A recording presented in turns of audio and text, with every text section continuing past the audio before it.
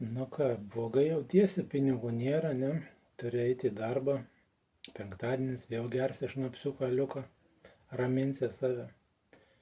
Aš tau duosiu vėl į padaiką, kad tu išgirstum galbūt save.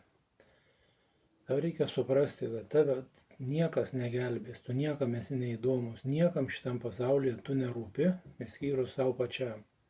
Bet tu turi didžiulę iliuziją, kad tave kažkas turi išgelbėti. Ir tokiu būdu tu atsisakai savo kūrybos, savo gyvenimą kurti pats, savo realybę dėlioti. Bet čia ir yra infantilumas. Kai tikiesi, kad kažkas už tave pasirūpins, kai tikiesi, kad tau duos darbo, kai tikiesi, kad už tave kažkas kažką nuspręs. Bet yra kita medalio pusė, jūs niekada savo pasąmonėje galėsit komandų duoti, reiškia vykdyti, nes jūs niekada neturėjote autoriteto savo pasąmonėje. Ir čia jums reikės prasidirbinėti su tokiu kaip aš. Kad gauti autoritetą, atsistatyti ant savęs pačio. Tai va. Reiškia,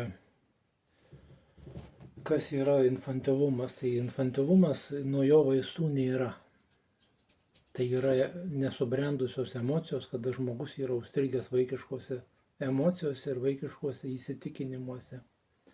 Už tai jūs plėšotės proto pozicijoje, draskotės ir nieko neina pakeisti.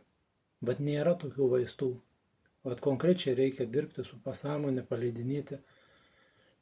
paleidinėti jūsų tuos įsitikinimus, juos galima po to keisti ir jau iš suaugusio žmogaus pozicijos daryti naujus įsitikinimus, kad, pavyzdžiui, pinigai yra gerai, kad, pavyzdžiui, moterys arba vyrai nėra visi tik blogi, arba kad pinigus turi tik tai blogi žmonės. Ne, žmonės pasirodo, kad tie, kurie duoda naudą šiam pasauliui, tai pas juos ir yra pinigai daugelį.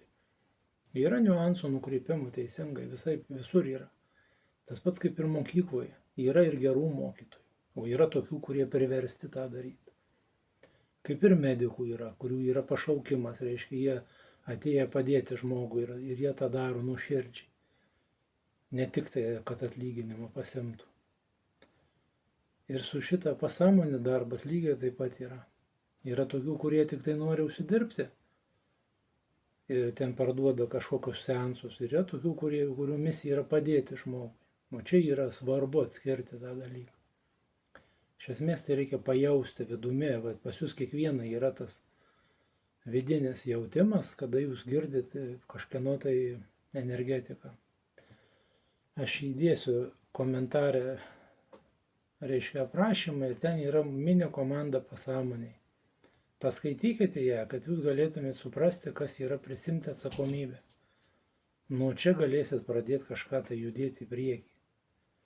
Tai va, tie, kurie pyksta, tai čia vaikiško proto fantaziorai, tie, kur su Son Goku nuotraukomis visokiais kitokiais, tai jūs irgi tokie patys. Nesvarbu, kokiu suaugai jūs ten esat, bet jūs ten einat gniaužut kumščius, ką pridaužyt, tai čia vaikiška pozicija yra tavo.